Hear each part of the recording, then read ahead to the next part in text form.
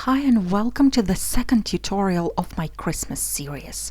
This time we're gonna be creating a shaker card with a hidden pocket. Now, what is the hidden pocket, you might ask? Let me explain that to you. Well, this is the regular shaker card that we made last time. You can see the sequins are moving in different directions as we shake them, but they never really go out of sight. The hidden pocket card is different and it's meant to surprise the recipient first of all. Shaker window looks empty, but then the sequins appear suddenly out of nowhere. As we are shaking the card, the sequins can go completely out of sight and then back in sight again. This card is really simple to make and you won't need any special tools to make hidden pockets, just the ones that you would normally use for a regular shaker card. Let's start from the beginning and put the card together. I'll be using two contrasting papers from the Wood Textures pattern paper pad by Craft Consortium. I'm going to die cut a 5x7 panel out of darker paper and an open frame out of the lighter paper. It also measures 5x7 inches. I'm using paper discovery dies here, but if you don't have those particular ones, you can totally use your paper trimmer or other cutting tools. As always, the tools and supplies that I am using are listed down below in the About section as well as on my blog. I have also die cut two more frames out of thick cardstock and I'm going to layer all those three pieces, putting the patterned one on top, and this way I can achieve more dimension. I'm not attaching the entire frame onto the card though. Before I do that, let's prepare other elements of the scene. I'm going to combine some dies from Elegant Room as well as Timeless Room die sets. Those are my all-time favorites. The little pine trees are from the Landscape die set. You'll find the names in the description. I'll be die cutting those elements using the traditional Christmas color scheme. Now let's assemble the largest element, which is the fireplace. I've die cut it out of pattern paper as well as out of cardstock. You can see that this fireplace has a screen, but I won't need that for this particular project, so I'm just trimming that off, which is very easy to do. There are just two tiny attachment points. I will be trimming off the screen from the background piece as well. You see that there are some cut-through details on that fireplace, and I'm just going to back up those areas with the red patterned paper. Basically, I'm applying some glue at the wrong side of the fireplace, then I'm sticking it down onto the red paper, and then I'm using the scissors to trim off the excess. Then I'm going to repeat exactly the same process on the other side. I'd like to point out that you can totally create a simplified version of this card. For instance, you can stick down the fireplace directly onto the background. It will still look great. I just love adding additional details to my projects, and that is why I normally spend a bit more time on them. Now I'm sticking down this entire piece onto the background one, and this way I can create even more dimension. The next largest element is a picture frame. I've die cut and embossed it out of gold mirror cardstock, and then I'm going to back up the golden piece with a couple of plain cardstock ones. And after that, I'm going to back up the frame with the red paper, the same one that I used for the fireplace. Again, I'm sticking down the frame onto a piece of paper and then trimming off the excess. The Merry Christmas sentiment die is also the part of the elegant room die set. I've die cut the sentiment out of cream paper and now I'm sticking it down inside the frame.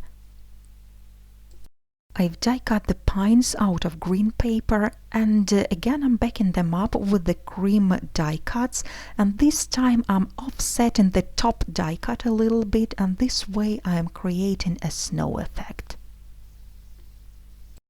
This pile of gifts consists of two dies, the insert and the outline.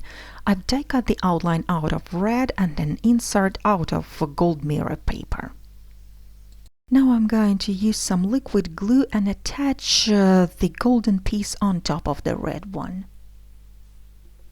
I'm also going to create another pile of gifts using the red and white papers.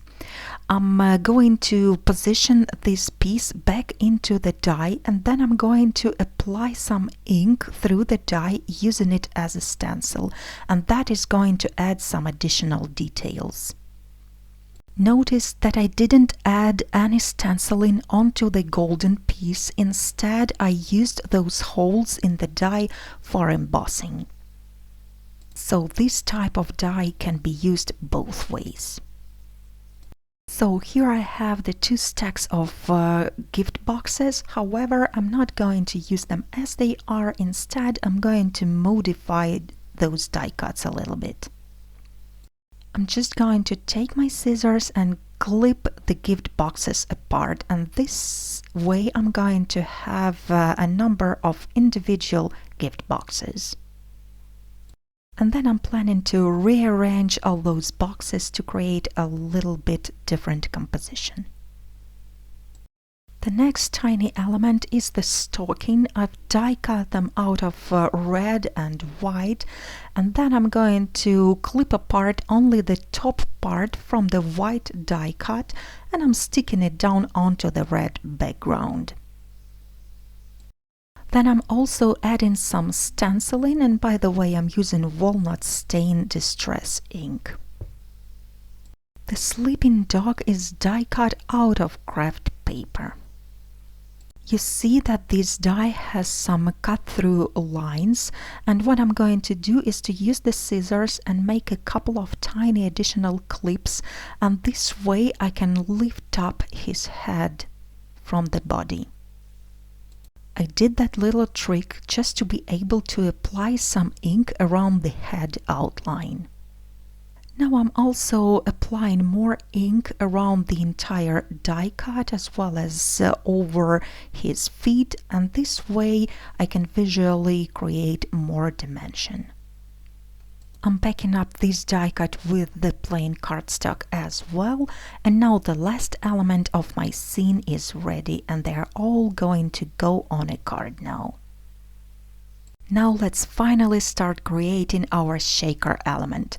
I'm positioning the frame as well as the fireplace onto the card, and then I'm going to trace the fireplace on the inside using the pen or a pencil. I'm also tracing the line along the bottom part of the fireplace. And now I'm going to use my craft knife to cut out the shaker window. I'm trying to create the cut just outside the traced line, and this way the cut edge will be completely hidden. Next I'm going to grab my glue bottle and apply some glue at the bottom of the card, just above that traced line, and then I'm going to stick down a piece of red paper onto it, and as always trim off the excess. This way I have created a carpet in front of the fireplace. Now let's back up the window with a piece of acetate. It's simple, but there is one thing to keep in mind. Our piece of acetate should be much larger than the window. In fact, I'm trying to make it just about the size of the entire card. So I'm applying the double-sided tape around the cutout window as well as around the edges of the acetate, and then I'm sticking it down. Because the acetate is bigger than the window, the entire surface is completely smooth, and this way the acetate and the paper are not going to create that tiny step, and they won't stop the sequins as they are moving up or down. And of course, the most important thing is how we apply our double-sided tape.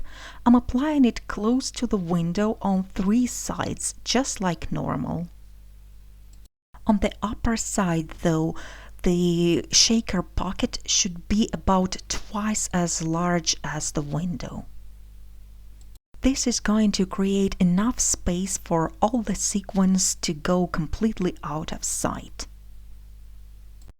Then, as always, I'm going to complete that rectangle shape, and I'm making sure I leave no gaps between the strips of the foam tape.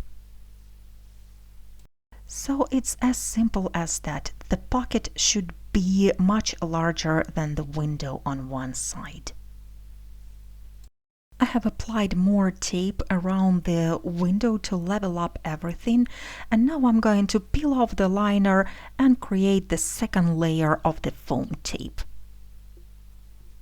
To fill in the shaker, I'll be using some seed beads as well as some red colored sequins. I do like using seed beads for this type of projects because they are made of glass, so they are heavy and they are rounded and they are really good at rolling, and they don't tend to stick in the middle of the shaker window. So after I have added the filling, I'm backing up the window with a piece of pattern paper, and here you see how the hidden pocket shaker system works.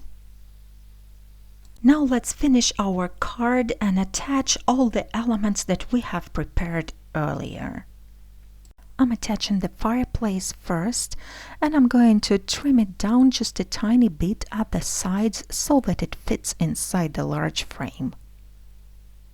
I have lined up the inside of the fireplace with the shaker window. Next, I'm sticking down the large frame, just lining it up with the edges of the panel. Next comes the picture frame with the sentiment. I'm basically starting with the larger elements and moving on to the smaller ones. Next, I'll be attaching 2 pine tree decorations. I'm trimming them down a little bit. Don't be afraid to do that if you need it for your composition. I'm also using both the foam tape and the liquid glue to level up everything. I nearly forgot to attach my front panel onto the card base, so I'm peeling off the liner, adding some additional glue, and I'm sticking down this entire piece onto the 5x7 card base that I've pre-folded and pre-cut out of craft cardstock. The stockings will go onto the fireplace, of course. I'm simply attaching them with the liquid glue so that they overlap each other a little bit. Now to the gift boxes. I'm going to add some of them onto the fireplace. Next, I will be sticking down a doggy sleeping in front of the fireplace, plus I'm going to add a couple more gift boxes. So this is what the finished card looks like. It has a lot of interesting details, but of course the most significant feature is that the sequins and beads are falling to the fireplace somewhere from the chimney.